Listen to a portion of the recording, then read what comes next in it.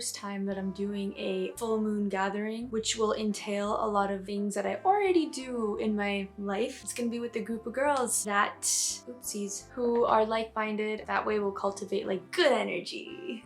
So I'm gonna bring you guys along, and again, this is like the first time I'm doing a gathering with other people, and I actually don't really know what stuff to do at a full moon gathering, ritual, whatever. It's just stuff that you do on a day-to-day. The energy is better during that day, and I didn't believe this stuff before because I have a very practical brain that is skeptical at the same time. But slowly, as I am becoming more wise and opening my brain, I'm noticing that there are actually energetic changes that happen in my body with the moon cycle.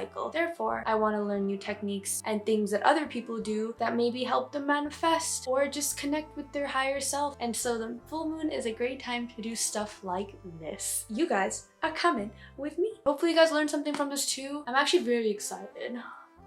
I'm just gonna be wearing comfy clothes, looking like a boy, like I always do. Okay, so I drove to my friend's house and we had a long talk and we kind of just like eased into the evening, and what we did is we started journaling. And if you guys have been following me on my channel, you know I struggle hardcore with journaling because it's just hard for me to get my thoughts out. But the point of what I was doing here is just journaling anything, like whatever's on your mind. It doesn't have to make any sense whatsoever, and it's just all about unleashing what's in your mind. And the more you do this and the longer you do this, surprisingly, some really deep stuff that's been like pushed down in your subconscious comes out, and it's so interesting. And I felt a really like flow state as I was journaling.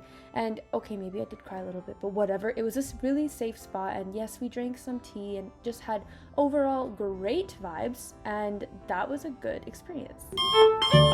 This hair is 4-day hair, has not been washed in a minute.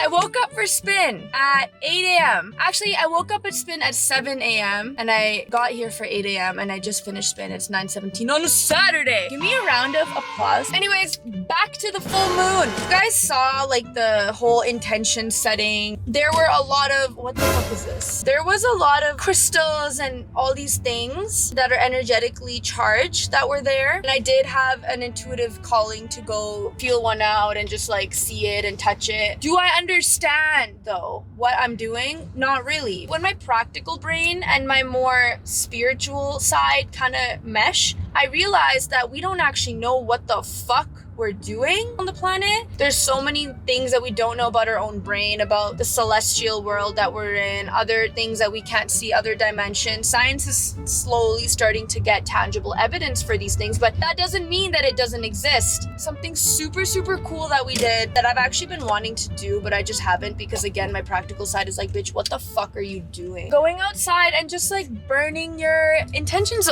Not a good idea, hey? For those of you that are like, well, trying to understand this the same way I'm trying to understand it. These are all the elements combined together. We're outside with the earth. Then there's also fire. We had water with us. We didn't do any like moon water stuff that I've seen other people do. Maybe next time. We were outside, and I love being outside with nature, and there were trees everywhere. We were sitting around the fire and we burnt our intentions, and it felt really good to say them out loud before burning them because you're speaking them out into the universe, and it felt different. The point of manifestations and the reason that they come to be true eventually is because of the intention that you're putting on them. I don't know, like, I'm settled into a more calm place. Guys, do you hear the titter-tatter of the rain? Just listen. I definitely felt weird. I felt very, very uncomfortable because I just never done anything like that before. People do a lot of different things. People start dancing, which is amazing because that's like movement of your body. People do like moon water, which is just saying your prayer out loud and then like drinking the water after. Some people charge their crystals. See, this stuff back in the day would sound crazy to me. I'm able to actually rationalize why people do these things. This phone has its own magnetic field, right? This phone does not have consciousness though. It's just made out of material. But what's material made out of? Earth elements. Everything has a magnetic field. We can learn to best harness the energy of the elements by astrology or your emotional intuition. I have a very judgy, analytical side of me growing up that's been conditioned into me. And then there's this side that is my true self, which is everyone's true self because we're literally just spirit embodying a body right now. Like, we're all gonna die one day, right? But we're not gonna die. Our soul's gonna go somewhere else. This is just an avatar for this world. So I have two those different sides that are like colliding, and I have to keep very calm during this process and just kind of rationally explain to myself, like, yo, there are a lot of defense mechanisms that are built up in you right now because you are telling yourself not to be who you are, pretty much, which is this type of person. Why? Because everyone I'm surrounded by and most people in this world are like this, so we have to privately be our spiritual beings, which is absolutely fine and needed and necessary. Anyways, I'm home now, so I'm gonna take a dump. You know when you accidentally like something hits your nail and it goes this way and it like really hurts? Yeah, this is hurting a lot. Anyways, home sweet home. Another thing I want to say is I got a lot of things to work on. No, seriously. There's a lot of stagnant stuff in my life, and I'm not trying to say that I view myself as a self-improvement project, but I'm just saying that I kind of view myself as a self-improvement project.